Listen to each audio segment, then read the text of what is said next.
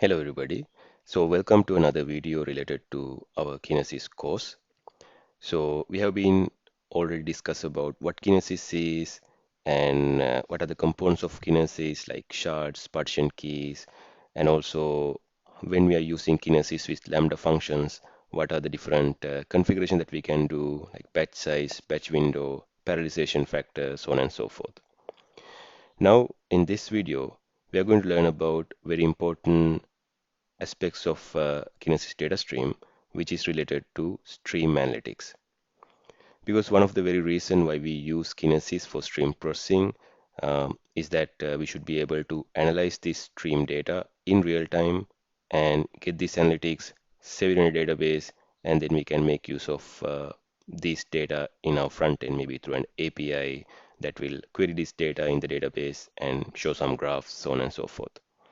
So let me take you through this with an example. So this is the example I want to discuss with you and how we can use stream analytics to generate some useful data and put them into the database. Now let's imagine we have these three sites, site 1, site 2, and site 3. And each of these sites, we have some sensors installed. And these sensors will send this telemetry data related to the temperature, wind, pressure, and they will be directly sending it to the Kinesis data stream. Now you can imagine that these three are sort of our customers and they have their own sites. And when they log into our front-end application, they should see their site-related information. So if a customer from site 1 login, he should see the site 1 related data, maybe the graphs and so on, right? So how can we do that? Now let's imagine these sensors are sending data in every half a second, that is every 500 millisecond. And our Kinesis data stream will ingest all this data. But if we are like storing that data in the way as it receives in the database, there will be too many records. And we are not adding any additional context to this data. Probably we could have done some computation that will give more meaning to this data. We're not doing anything, we just add it to the raw data. So in that case, we don't need any stream processing.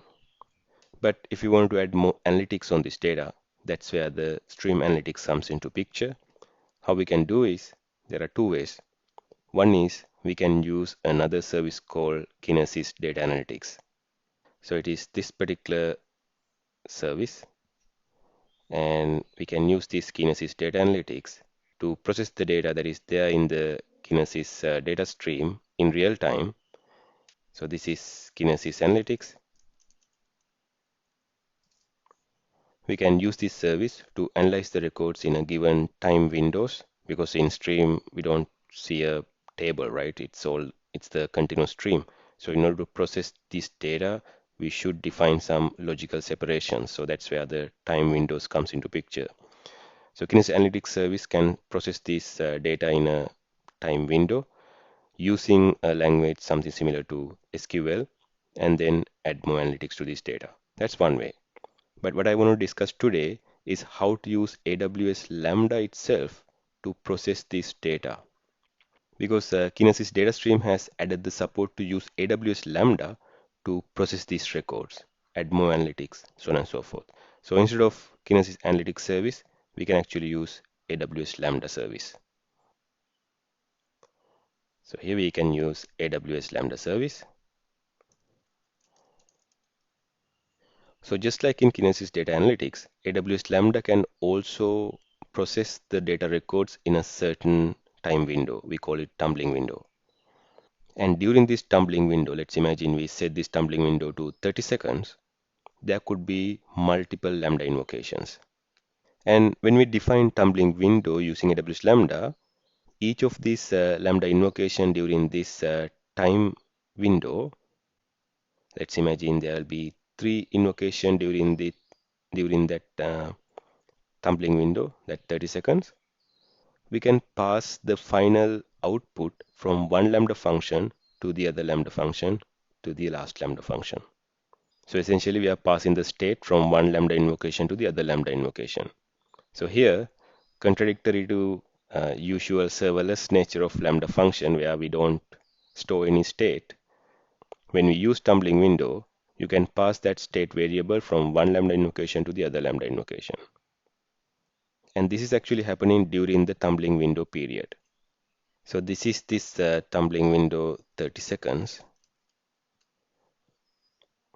And during these 30 seconds, we have three Lambda functions getting invoked. And each of these Lambda invocation will receive its batch of records. And in the Lambda logic, we can calculate the value. Let's imagine we are calculating the average of those, taking the average of all these telemetry data, and we'll put it to a variable called state. And this state variable will include the average of pressure, temperature, and wind speed. And then that value, the final value, will be forwarded to the next Lambda invocation. So this Lambda invocation will start from where it left off in the previous Lambda invocation and add to those average values. And then it will be passed down to the third invocation. And at the third invocation, the Lambda context will include whether this is the last invocation during this tumbling window. So if it is the last invocation, we can write the logic to get those aggregated value and put it in the DynamoDB table. So at the end, we will have a DynamoDB table with the average pressure value, temperature, and wind speed in every 30 seconds as opposed to in every half a second. After that, we can use this data to create diagrams, so on and so forth, depending upon the site that you choose. We can do all sort of other good things. And if it is not very clear so far, don't worry. We are going to go ahead with the implementation that will make things more clear. Hey guys, so welcome back. So the code related to the implementation is available in this GitHub repository, github.com/mjson Kinesis course. And I'll share this link with you all. So in this repository, I have like a couple of branches, module 1, 2, and 3. The latest code is available in module 3. So you can take a clone and check the code, or else you can continue from where we left off in the previous part, where we have been testing out the batch size, batch window, and the parallelization factor. So I'm starting from where we left off previously. So let's get started. Now the first thing I wanted to create as part of the infrastructure is this DynamoDB table, because this is the table we ultimately store the data, the analytics data from our Lambda function. So in this table, we need a site ID and timestamp. Now site ID is our primary key or the hash key, and timestamp is our range key or the sort key. So let's go ahead and provision that DynamoDB table first. So if you go to module 3 and go to the serverless YAML file, and if you go all the way down here in the resource section, you can see there's a new section for the table. So this is the CloudFormation resource related to the DynamoDB table. And let me just copy this out. And let's go to our resource section. So right now I only have the infrastructure as code to create the Kinesis stream. But here let me paste it in. So I pasted it in. So this is the telemetry table, the DynamoDB table of type DynamoDB. And these are the properties. So as for the key schema, like I mentioned, I'm using site ID as my hash key and the timestamp as my range key.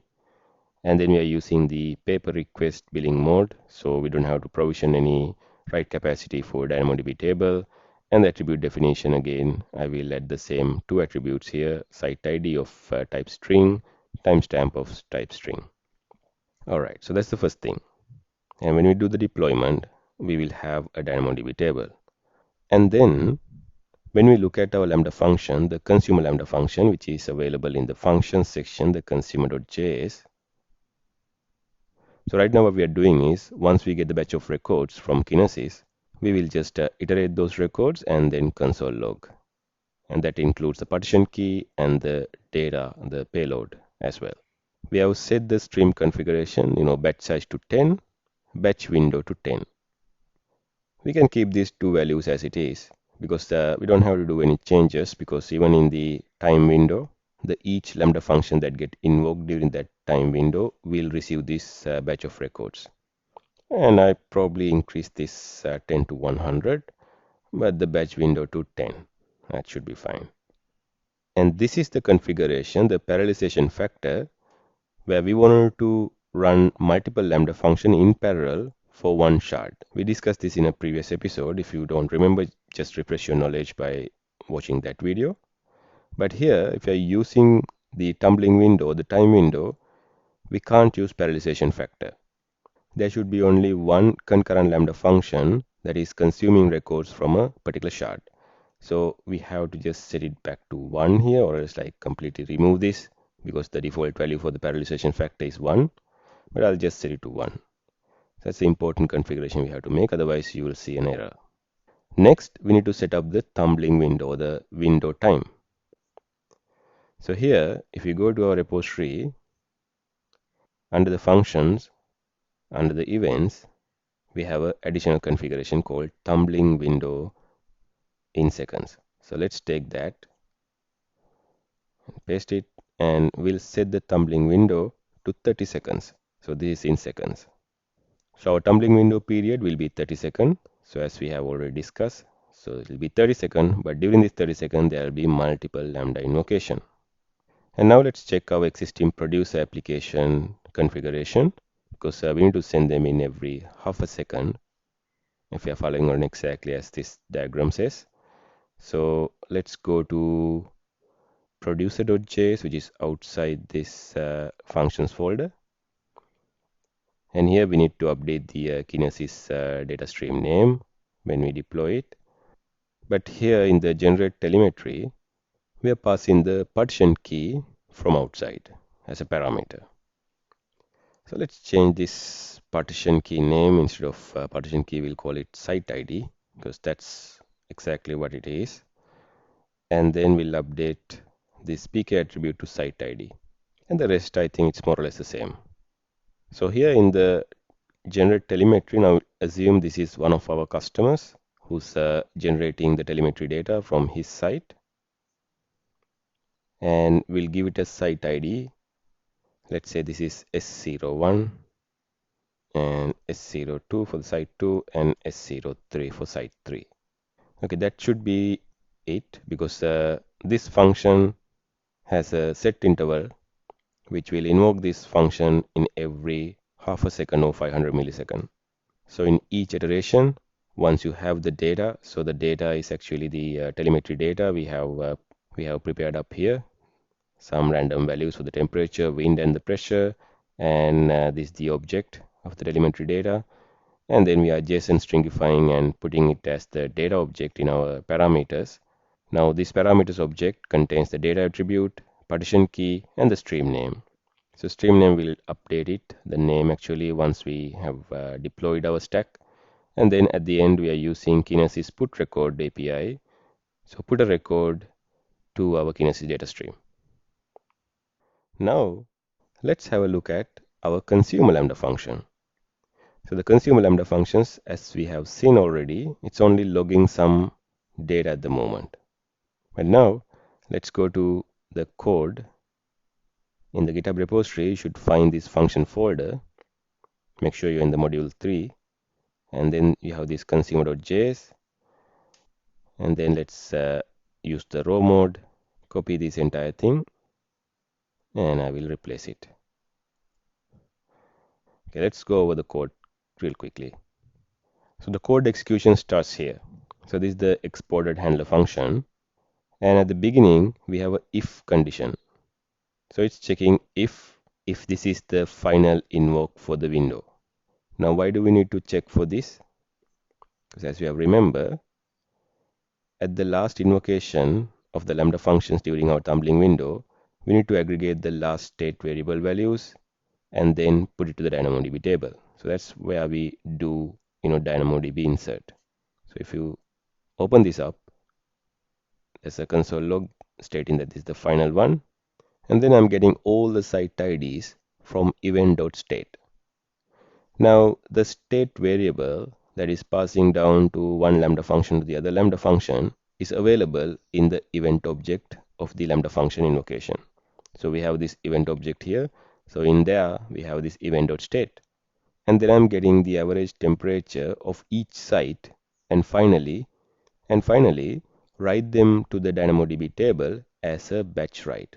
Now you can see We are using the batch write API here, document client.batch write, and we are sending the params, which is this one.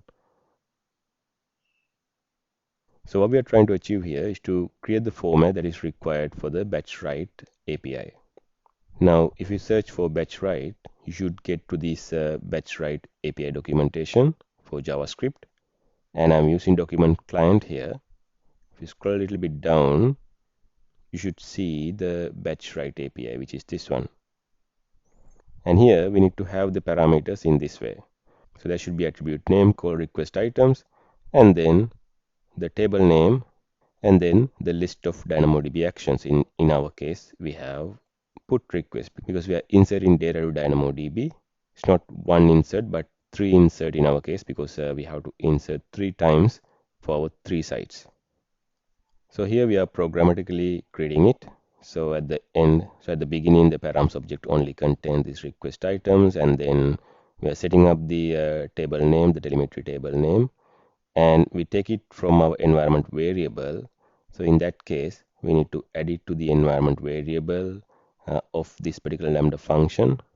So right now I'm not passing the DynamoDB table name that we create up here into this consumer Lambda function. So let's add that. And in fact, I'll copy it over from our code. In the serverless YAML file, you should see this environment section, and let me just copy it and then just paste it right here.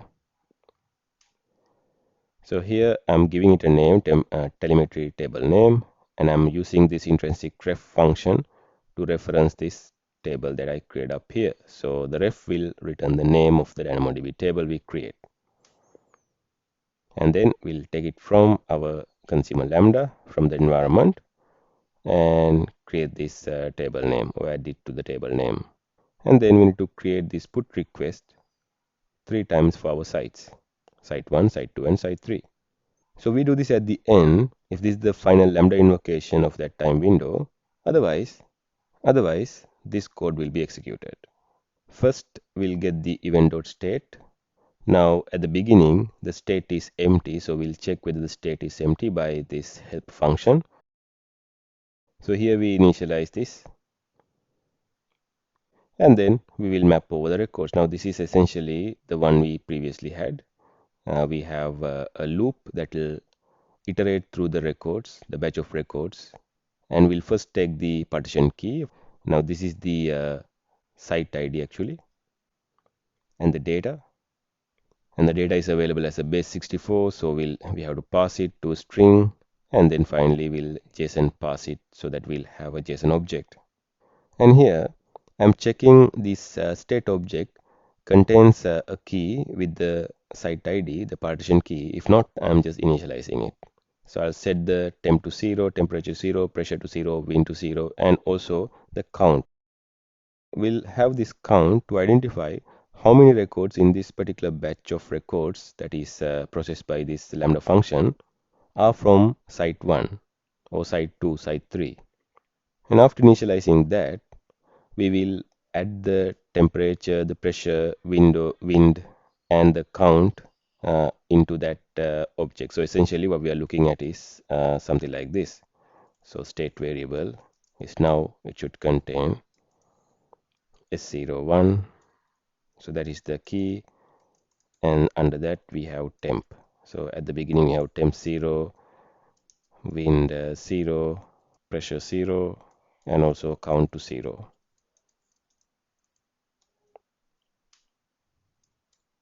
And if this batch of records contain records from site 2 as well, then it will initialize like so. And if it contains values for site 3, it will contain like so. And now we can extract the temperature from each record and add it to the corresponding block. If it is site 1, it will update the temp 1, temp, wind and pressure of site 1, like so. That is what this logic does. And also we are incrementing the count as well. So we know out of these items in this batch of records we are processing, how many belongs to site 1, site 2, and site 3. So this state variable will be updated like so. Now at the end, we are returning this state variable. So this is the most important one. So we are returning this state variable from our Lambda function. So the next Lambda invocation in this case, so we are talking about the first Lambda invocation, which where the state is 0. So we initiate the state, and then we'll create that map, this particular map, and update the values from the records in that batch of records, and then pass it down to the next one. So when the next Lambda function is initialized, there will be some value for the temperature, wind, and pressure, and also some number for the count as well for each one of these. And then we will be adding it onto that. And at the second invocation also, we will return the same state. Then it goes to the third one, which is the last one. Now that's the last one. If we imagine there was only 3 invocations, it could be like more or less actually. We will identify whether it's the last invocation with this attribute. Now this attribute is automatically available for you if you enable tumbling window seconds configuration for your Lambda function consumer. Alright, so I hope it's clear. So you can go over the code leisurely. So let me just get rid of this one. I'll remove this console log as well because this is not necessary. So there's one other thing we need to do. So this Lambda function is writing data to DynamoDB and it's using batch write. But at the moment, our Lambda functions do not have permission to do that because we only have permission for Kinesis to get the items from the Kinesis. So we need to add DynamoDB permission as well. So here we'll add it as another block. So I just copy this one and paste it here. And let's see if we go to the code as well, you should find it. So this is that additional block, and the action is DynamoDB batch write item. So that is the action. So we only have one action. So let me just remove all of that and have only that one, DynamoDB batch item. And the resource is not the Kinesis stream, but the DynamoDB ARN. So let's use that. So I will replace stream name from DynamoDB table.arn, and that will return the ARN of the DynamoDB table. I think that should be it. Now there's one additional configuration. So at the moment we only have one shard in our stream. Maybe we can increase it because now we are rolling out our production application to multiple customers, right? So we'll set it to 3. So I increase the shard count to 3, and then let's deploy the stack. I will do SLS deploy.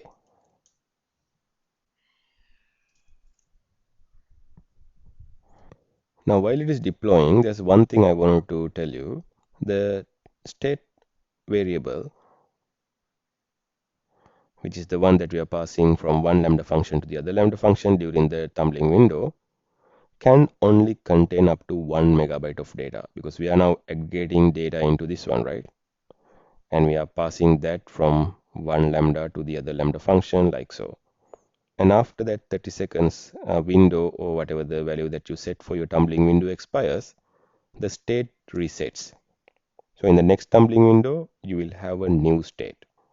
Just remember that point. You can't like overload the state variable as well. So that's something you need to remember. All right, so our deployment is complete. So let's go to AWS and see if our resources are created. So first, let's go to Kinesis and see if our Kinesis data stream is created. So we have one stream, and here we go, it's created. So it has 3 shards as well. Now let me just copy this name, and we'll update that in our produce application because as you remember, we have to update this stream name so our produce application can produce to that particular stream. So we have these 3 shards as well as we provision. And then let's go to DynamoDB because we should see if our DynamoDB table is also created. Go to tables on the left side, and here we go. We have that DynamoDB table created as well. And as set, the partition key is site ID and the sort key is the timestamp. And when we are adding the record to DynamoDB in the consumer.js, we are setting the site ID in the item object and also the timestamp, which is the current date and time. Now, these two attributes are mandatory because they contribute to our primary key of the DynamoDB table. All right, so let's go ahead and produce some data. I will do node producer.js and hit enter. And here we go, start producing data to our shards. So it's currently using shard 0 and 2. Maybe the hash function has determined, okay, these are the two shards I'll be sending my records to. And now if we go to the Lambda function, let's see its logs. We search for consumer, and this is that consumer Lambda function which was deployed 4 minutes ago. And let me go into that, and it has this event source mapping with Kinesis, and I'll click on this one, the Kinesis, and let's see the configuration as well. Have a look. The batch size is set to 100, batch window is 10, and most importantly, tumbling window duration is also set to 30 seconds. All right, so now let's go to the logs. I'll go to monitor section and view what logs in CloudWatch. And I'll see a couple of streams already. Let me go into one of those streams. And here we go. So this is one of the invocations of my Lambda function. And at the beginning, the existing state is this.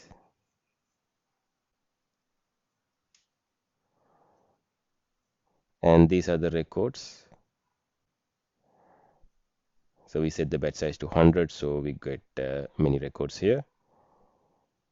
And at the end, we are returning it with the new state.